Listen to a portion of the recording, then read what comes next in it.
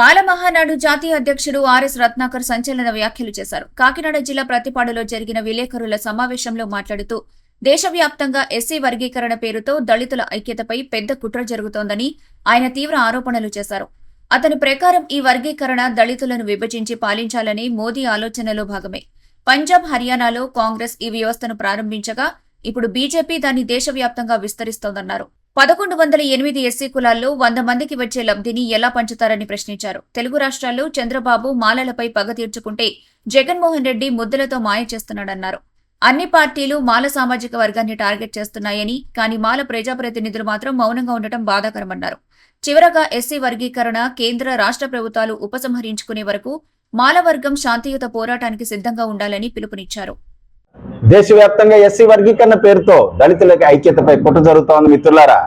ఇది ఎస్సీ లిస్టులో ఉన్నటువంటి మిగతా కులాలకు సమన్యాయం పేరుతో మోడీ గారు, చంద్రబాబు నాయుడు, అలాగే ఆల్మోస్ట్ దేశంలో ఉన్నటువంటి అన్ని రాజకీయ పార్టీలు కలిసి దళితుల ఐక్యతపై కుట్ర చేస్తా ఉన్నాయి మిత్రులారా.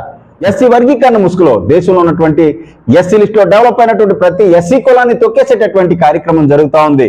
దీనిపై మనమంతా కూడా శాంతియుతంగా, ప్రజాస్వామ్యయుతంగా గాంధీ మార్గంలో పోరాడవలసినటువంటి అవసరం ఉంది మిత్రులారా. ఈ తెలుగు రాష్ట్రాల్లో ఎస్సీ వర్గీకరణ విషయంలో చంద్రబాబు నాయుడు మరి రేవంత్ రెడ్డి చట్టాలు చేశారు కదా, ఇక చేయడానికి ఏముందని చెప్పేసి మరి జనమంతా అనుకుంటా ఉన్నారు. మన నుంచి కనీసం ప్రతిస్పందన లేదు మిత్రులారా. ఎందుకంటే ఈ ప్రజాస్వామ్య వ్యవస్థలో దొంగ రాజకీయ నాయకులు వాళ్ళకి నచ్చిన విధంగా దొంగ చట్టాలు చేస్తూనే ఉంటారు మిత్రులారా.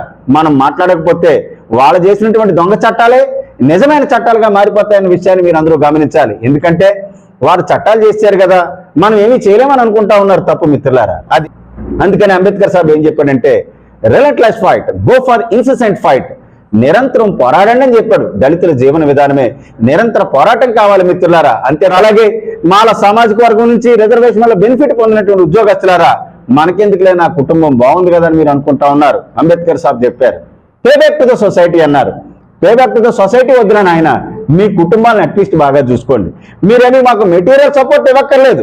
ఎంత ఉద్యమం జరుగుతూ ఉంటే మాల సామాజిక వర్గాన్ని బ్లాక్ గా కింద తొక్కేస్తా ఉంటే, ఇప్పటికైనా మీరు ముందుకు రాకపోతే, మరి ఇప్పటికైనా మీరు స్పందించకపోతే మన సామాజిక వర్గాన్ని పూర్తిగా గంగలో కలిపేస్తారు మిత్రులారా. రండి, తెలుగు రాష్ట్రాల్లో 59 ఎస్సీ కులాలు కంబైన్ గా ఉపయోగించుకుంటే 100లో 4కే బెనిఫిట్ కలుగుతా ఉంది మిత్రులారా. అంటే మనలను మోడీ గారు దేశవ్యాప్తంగా ఎస్సీ లిస్ట్ లో ఉన్నటువంటి 1108 ఎస్సీ కులాలకు సమంగా పంచుతాడట. మన రేవంత్ రెడ్డి, చంద్రబాబు నాయుడు తెలుగు రాష్ట్రాల్లో 100లో 4కి ఇచ్చేటటువంటి ఈ సీట్లను 59 కులాలకు తెలుగు రాష్ట్రాల్లో సమంగా పంచుతాడట మిత్రులారా. ఇది సాధ్యమేనా? దేశం మొత్తం మీద ఓవరాల్ గా తీసుకుంటే పాన్ ఇండియన్ ఎస్సీ క్యాస్ట్ ఏదైనా ఉందంటే మాదిగ సోదరులే. నార్త్ ఇండియాలో చమార్లు అంటారు మిత్రులారా. ఒక్క తెలుగు రాష్ట్రాల్లోనే మాలలో ఒక స్టెప్ ముందన్నమాట. నిజమే మాదిగల కన్నా. కానీ ఓవరాల్ గా దేశం మొత్తాన్ని తీసుకుంటే అన్ని విషయాల్లోని డామినేషన్ మాదిగ సోదరులే. మీరు ఒకసారి ఆలోచించండి. మాదిగ సోదరులకు వ్యతిరేకం కాదు మిత్రులారా. దేశం మొత్తం మాదిగలైనప్పుడు మరి కాంశీరామ్ గారు ఒక మాట అన్నారు, యా ఆర్యస్థాన్ నహీ హై, ఏ చమర్స్థాన్, ఇది మాదిగల దేశం, ఆర్యుల దేశం కాదన్నారు. ఇంత డామినేషన్ ఉన్నప్పుడు ఒక్క తెలుగు రాష్ట్రాల్లో మాలలో ఒక స్టెప్ ముందున్నారని, మాలలో ఎస్సీ లిస్ట్ లో ఉన్నటువంటి రిజర్వేషన్ అంతా దొబ్బేస్తున్నారని, ఎస్సీ రిజర్వేషన్ సబ్జెక్ట్ ఏదైతే ఉందో దేశం మొత్తానికి సంబంధించినటువంటి ఒక సబ్జెక్ట్ ని తెలుగు రాష్ట్రాలకు పరిమితం చేసి మన సోదరుడు చంద్రబాబు నాయుడు గారు, దళితుల మేనమామ, మాలలో హోల్సేల్ మేనమామ జగన్మోహన్ రెడ్డి గారు, రేవంత్ రెడ్డి గారు, వీళ్ళందరూ కలిసి మాలోనే రిజర్వేషన్ దొబ్బేస్తున్నారని చెప్పేసి మన మీద బ్రాండ్ వేసి మనల్ని దోషులుగా, దొంగలుగా చిత్రీకరిస్తూ ఉంటే కనీసం ఎవరు నోరు మెదపకపోతే వాళ్ళు ఏమనుకుంటున్నారు, మిగతా సమాజంలో వర్గాలు నిజమే దొంగలేమో మాలాళ్ళు, ఈ రిజర్వేషన్ అంతా వాళ్ళే తినేస్తున్నారు కాబట్టి మాట్లాడలేదని అనుకుంటా ఉన్నారు మిత్రులారా. ఇకనైనా కళ్ళు తెరవండి. నేను ముందుంటాను, రండి, మనమంతా కలిసి పోరాటం చేద్దాం. ఎన్ని వర్గాలైనా పెట్టుకోండి, కానీ జాతి విషయంలో అన్యాయం జరుగుతూ ఉంటే మనం పోరాడాల్సినటువంటి అవసరం ఉంది మిత్రులారా. కళ్ళు తెరవండి, విషయం తెలుసుకోండి, సబ్జెక్ట్ తెలుసుకోండి.